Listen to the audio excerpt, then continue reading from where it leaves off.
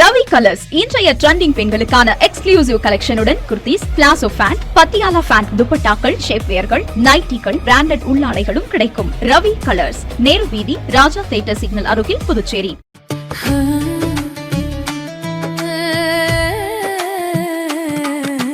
Summer வெயில் காயுது, வேர்வையிலே உடல் நோவுது, கேள்வி ஏதும் கேட்காம ஏசி வாங்கி போடு.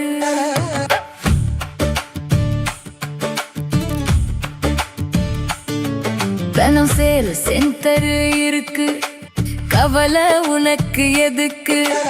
மல்டி பிராண்ட் எல்லாம் சூப்பரான கெட்டப், ஈஸியான இஎம்ஐ, நமக்கு விலையும் ரொம்ப குறைவா இருக்கு. கூலர், ஃப்ரிட்ஜ், வாஷர் எல்லாம் வேற லெவல், கோஸ் பம்ப். தனம் சேல் சென்டர் இருக்கு, சம்மர் டென்ஷன் எதுக்கு? தனம் சேல் சென்டர் இருக்கு, சம்மர் டென்ஷன் எதுக்கு? தனம்ல ஏசி வாங்கி சம்மரை சில் பண்ணுங்க. தனம் சேல் சென்டர், காமராஜ் சாலை, பாண்டிச்சேரி. வணக்கம். முக்கிய செய்திகள். புதுச்சேரியில் வாக்குச்சாவடி அலுவலர்களிடம் பிடித்தம் செய்த பணத்தை திருப்பிக் கொடுக்க உத்தரவு. தேர்தல் துறை நடவடிக்கை. மே 4ஆம் தேதி நடைபெறும் புதுச்சேரி சட்டமன்ற தேர்தல் வாக்கு எண்ணிக்கை. முதல் தொகுதி முடிவு அறிவிப்புக்கு பின்னரே 2வது தொகுதி எண்ணிக்கை தொடங்கும் என தேர்தல் அதிகாரி தகவல். சட்டமன்ற தேர்தலை புறக்கணித்த கோட்டக்குப்பம் பகுதி மக்கள், அசம்பாவிதங்களை தடுக்க பலத்த போலீஸ் பாதுகாப்பு. 18 வயதுக்குட்பட்டோருக்கு வாகனங்களை கொடுக்கும் பெற்றோர் மற்றும் வாகன உரிமையாளர்களுக்கு 3 ஆண்டு சிறை. புதுச்சேரி போக்குவரத்து காவல்துறை எச்சரிக்கை. நம்ம பாண்டிச்சேரிக்கு ரிலையன்ஸ் ஃபேஷன் வேர்ல்ட் வந்தாச்சு. குவாலிட்டியான பிராண்டட் ஆடைகள் கம்மியான விலையில. எங்க தெரியுமா? அண்ணா சாலை, ரத்னா தியேட்டர் பக்கத்துல இருக்க நம்ம ரிலையன்ஸ் ஃபேஷன் வேர்ல்ட் தான். இங்க கலெக்ஷன்ஸ் எல்லாமே ட்ரெண்டுக்கு ஏத்த மாதிரி இருக்கு. 1999 ரூபாய்க்கு மேல பர்ச்சேஸ் பண்ற அனைவருக்கும் Cello brand kettle, John Players duffel bag மற்றும் அமெரிக்கன் டூரிஸ்டர் ட்ராலி பேக் போன்ற பரிசுகளும் இருக்கு. பிராண்டட் ஆடைகள் வாங்க Anna Salai Reliance Fashion World வாங்க. Reliance Fashion World, Anna Salai, Ratna theatre அருகில், புதுச்சேரி. இனி விரிவான செய்திகள். புதுச்சேரியில் சட்டமன்ற தேர்தல் வாக்குப்பதிவின் போது வாக்குச்சாவடி அலுவலர்களிடம் உணவுக்காக கூடுதலாக பிடித்தம் செய்யப்பட்ட தொகையை திருப்பிக் கொடுக்க தேர்தல் துறை உத்தரவிட்டுள்ளது. புதுச்சேரி சட்டமன்ற தேர்தல் கடந்த 9ஆம் தேதி நடைபெற்று முடிந்த நிலையில் வாக்குச்சாவடிகளில் தலா ஒரு தலைமை அலுவலர், 3 ஓட்டுப்பதிவு அலுவலர்கள், ஒரு பல்நோக்கு ஊழியர் மற்றும் ஓட்டுச்சாவடி அலுவலர் ஒருவர் பணியில் ஈடுபடுத்தப்பட்டனர். இவர்களுக்கு ஓட்டுப்பதிவு முடிந்து மின்னணு ஓட்டுப்பதிவு எந்திரங்கள் வேனில் ஏற்றப்படும் போதே தேர்தல் ஆணையத்தின் மதிப்பூதியம் வழங்கப்பட்டது. தலைமை அலுவலருக்கு 3500 ரூபாய், ஓட்டுப்பதிவு அலுவலர் நிலை 1க்கு 3000 ரூபாயும், நிலை 2க்கு மற்றும் நிலை 3க்கு தலா 2700 ரூபாயும், பல்நோக்கு ஊழியருக்கு 1200 ரூபாய், ஓட்டுச்சாவடி அலுவலருக்கு 1500 ரூபாய் வழங்கப்பட்டது. இந்த பணத்தில் காலை, பிற்பகல் உணவு வழங்கியதற்கு 300 ரூபாய் முதல் 400 ரூபாய் வரை பிடித்தம் செய்யப்பட்டது. முத்தியால்பேட்டை மற்றும் ராஜ்பவன் ஆகிய 2 தொகுதி ஓட்டுச்சாவடி ஊழியர்களின் அலுவலர்களிடம் 1000 ரூபாயும், பல்நோக்கு ஊழியரிடம் 500 ரூபாயும் பிடித்தம் செய்யப்பட்டது. இது ஊழியர்களிடையே கடும் அதிருப்தியை ஏற்படுத்தியது. இதுகுறித்த புகாரின் பேரில் ஆய்வு செய்த தேர்தல் துறை 2 தொகுதிகளில் கூடுதலாக பிடித்தம் செய்த தொகையை திருப்பி வழங்க உத்தரவிட்டுள்ளது. அதன்படி தலைமை ஓட்டுச்சாவடி அலுவலர் மற்றும் முதல்நிலை ஓட்டுச்சாவடி அலுவலருக்கு 400 ரூபாயும், 2 மற்றும் 3ஆம் நிலை அலுவலர்களுக்கு 100 ரூபாயும் திருப்பி வழங்க உத்தரவிட்டுள்ளது. சம்பந்தப்பட்ட அலுவலர்கள் வருகிற 27ஆம் தேதிக்குள் தொகுதி தேர்தல் நடத்தும் அலுவலரின் அலுவலகமான புதுச்சேரி நகராட்சி அலுவலகத்தில் பெற்றுக் கொள்ளுமாறு தேர்தல் துறை அறிவுறுத்தியுள்ளது. புதுச்சேரியில் மே 4ஆம் தேதி வாக்கு எண்ணிக்கை நடைபெறவுள்ள நிலையில் முதல் தொகுதியின் முடிவு அறிவிப்புக்கு பின்னரே 2வது தொகுதி ஓட்டு எண்ணிக்கை தொடங்கும் என்று தேர்தல் அதிகாரி தெரிவித்துள்ளார். புதுச்சேரி சட்டசபை தேர்தல் ஓட்டுப்பதிவு கடந்த 9ஆம் தேதி நடைபெற்றது. ஓட்டு எண்ணிக்கை வருகிற 4ஆம் தேதி நடைபெறவுள்ளது. இதற்கான ஏற்பாடுகள் குறித்து வாக்கு எண்ணிக்கை ஒருங்கிணைப்பு அதிகாரியான கூடுதல் மாவட்ட ஆட்சியர் சுதாகர் வெளியிட்டுள்ள செய்திக்குறிப்பில், சட்டசபை தேர்தல் ஓட்டுப்பதிவு கடந்த 9ஆம் தேதி நடைபெற்ற நிலையில் 30 தொகுதிகளில் 1099 ஓட்டுச்சாவடிகளில் பயன்படுத்தப்பட்ட வாக்கு எந்திரங்கள் கட்டுப்பாட்டு மிஷின்கள், விவிபேட் மிஷின்கள், வாக்கு எண்ணிக்கை நடைபெறும் புதுச்சேரி, காரைக்கால், மாஹே மற்றும் ஏனாம் ஆகிய 4 மையங்களில் 3 அடுக்கு போலீஸ் பாதுகாப்புடன் வைக்கப்பட்டுள்ளதாக தெரிவித்துள்ளார்.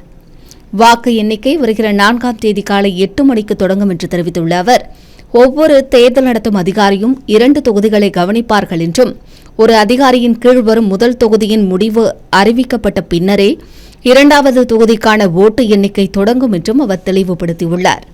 மேலும் வாக்கு எண்ணிக்கை மையங்களில் எந்த இடையூறும் ஏற்படாத விதமாக திறமையாகவும் வெளிப்படையாகவும் பணிகளை மேற்கொள்ள விரிவான ஏற்பாடுகள் செய்யப்பட்டுள்ளதாகவும் அவர் குறிப்பிட்டுள்ளார். வானூர் தொகுதிக்குட்பட்ட கோட்டக்குப்பம் 10 மற்றும் 11வது வார்டு மக்கள் சட்டமன்ற தேர்தலை புறக்கணித்துள்ளதால் அசம்பாவிதங்களை தடுக்க அப்பகுதியில் பலத்த போலீஸ் பாதுகாப்பு போடப்பட்டுள்ளது. விழுப்புரம் மாவட்டம் கோட்டக்குப்பம் பகுதியில் 10 மற்றும் 11வது வார்டு பொதுமக்கள் சட்டமன்ற தேர்தலை புறக்கணித்துள்ள நிலையில் திராவிட முன்னேற்றக் கழக வேட்பாளர் கௌதம் வாக்கு மையத்திற்கு வந்தபோது பதற்றமான சூழ்நிலை காணப்பட்டது. ஆதி திராவிட மயானம், இடப்பிரச்சினை, வீட்டு மனைப்பட்டா உள்ளிட்ட பல்வேறு கோரிக்கைகளை நிறைவேற்ற வலியுறுத்தி பொதுமக்கள் தேர்தல் புறக்கணிப்பு போராட்டத்தில் ஈடுபட்டுள்ளனர்.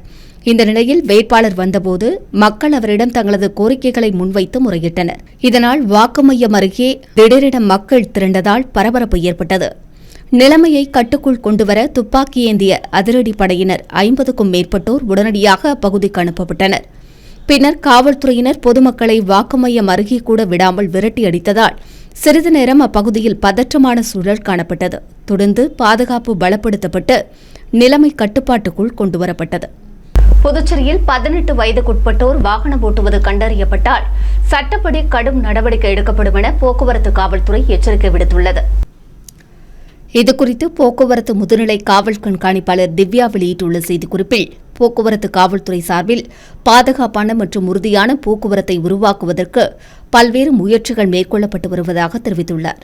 அதன் ஒரு பகுதியாக குறைந்த வயதில் வாகனம் ஓட்டுவது சாலை பாதுகாப்புக்கு முக்கியமான அச்சுறுத்தலாக இருப்பதை சுட்டிக்காட்டியுள்ள அவர், குறைந்த வயதுடையவர்கள் வாகனம் ஓட்ட தேவையான முதிர்ச்சி, பயிற்சி மற்றும் சட்டப்பூர்வ அனுமதி இல்லாமல் இருப்பதே விபத்துகள் அதிகரிக்க காரணம் என்று தெரிவித்துள்ளார்.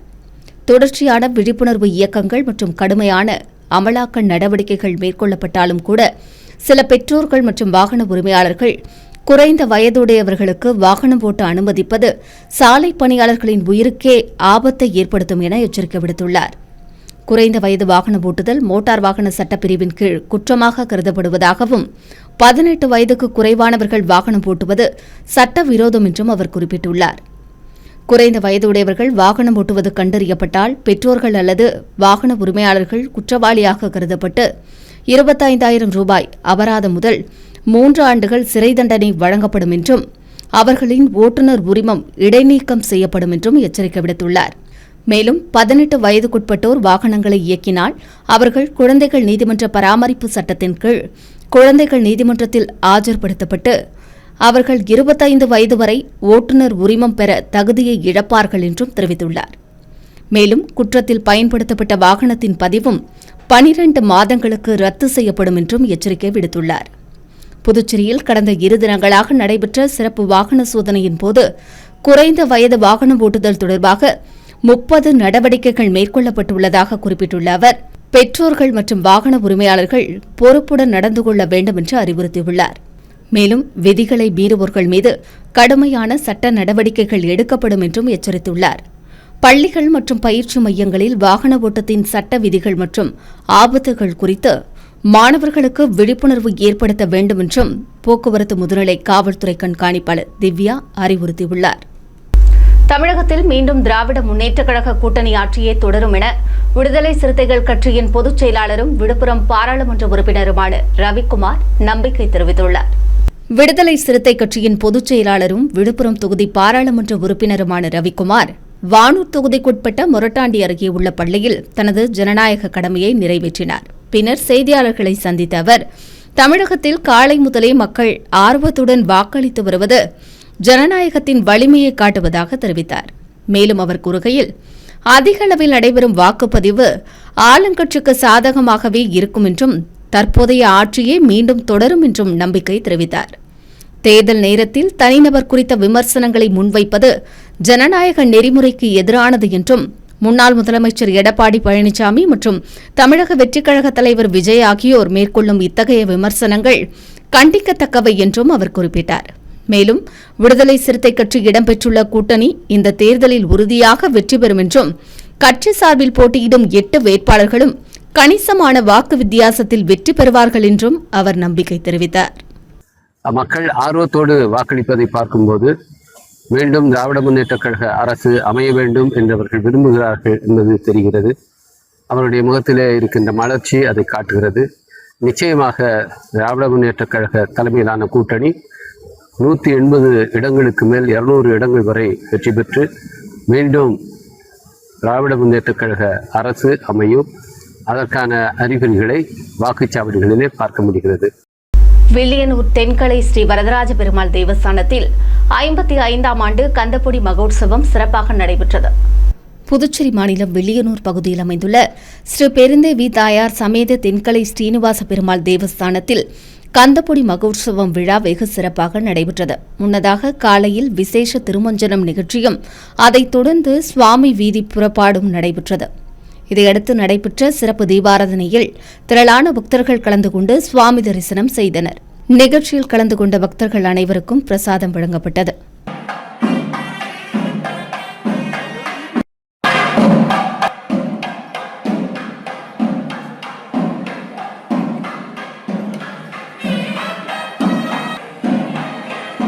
விழுப்புரம் மாவட்டம் வானூர் தொகுதிக்குட்பட்ட கோட்டக்குப்பம் பகுதி மக்கள் தேர்தலை புறக்கணித்துள்ள நிலையில் எதிர்ப்பை தெரிவிக்கும் விதமாக ஒருவர் திடீரென தீக்குளிக்க முயன்ற சம்பவம் பரபரப்பை ஏற்படுத்தியுள்ளது.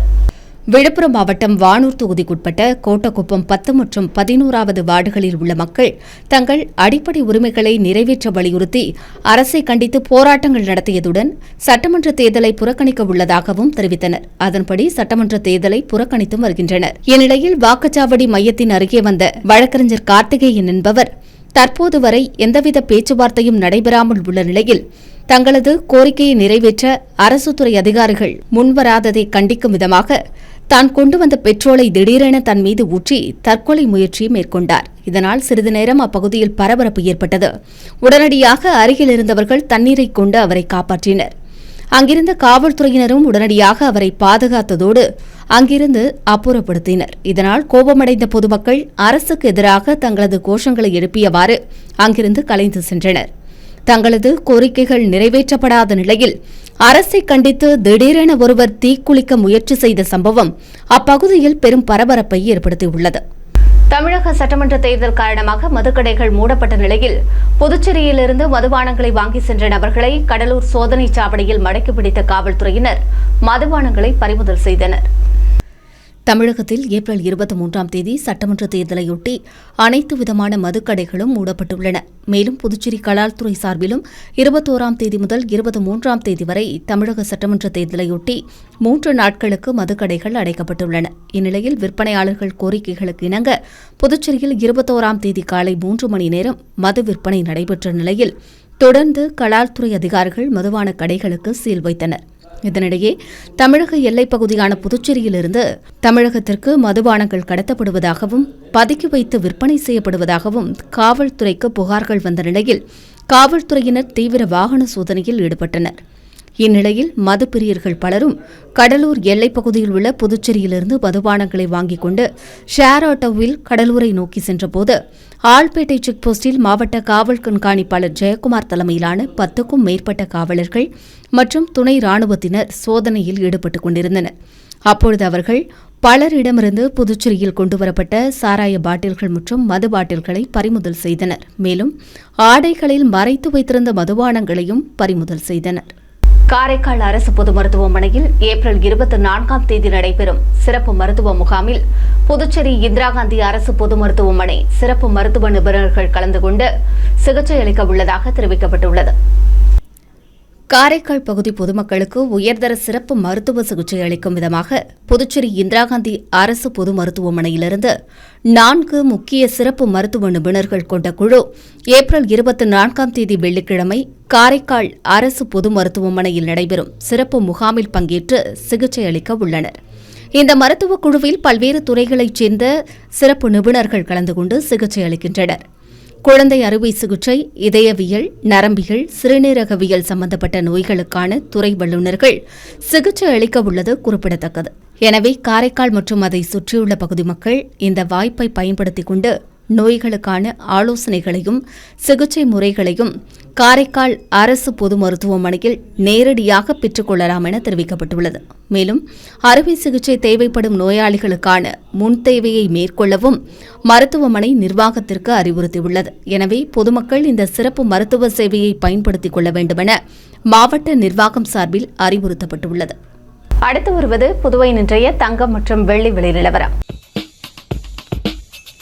இன்றைய தங்கம் வெள்ளி விலை விவரம். புதுவையில் இன்றைய தங்கம் வெள்ளி விலை விவரம் வழங்குபவர்கள் முத்து கோல்ட் ஹவுஸ், பாண்டிச்சேரி.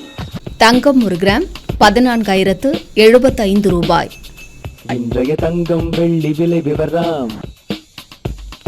வெள்ளி 10 கிராம் 2,670 ரூபாய். இத்துடன் ஏஎம்என் செய்திகள் நிறைவடைந்தன. வணக்கம். புதுச்சேரி உங்கள் ஏஎம்என் டிவி செய்திகளை யூடியூபில் உடனுக்குடன் காண ஏஎம்என் டிவி பாண்டிச்சேரி சேனலை சப்ஸ்கிரைப் செய்யுங்கள். பெல் பட்டனை மறக்காமல் கிளிக் செய்யுங்கள்.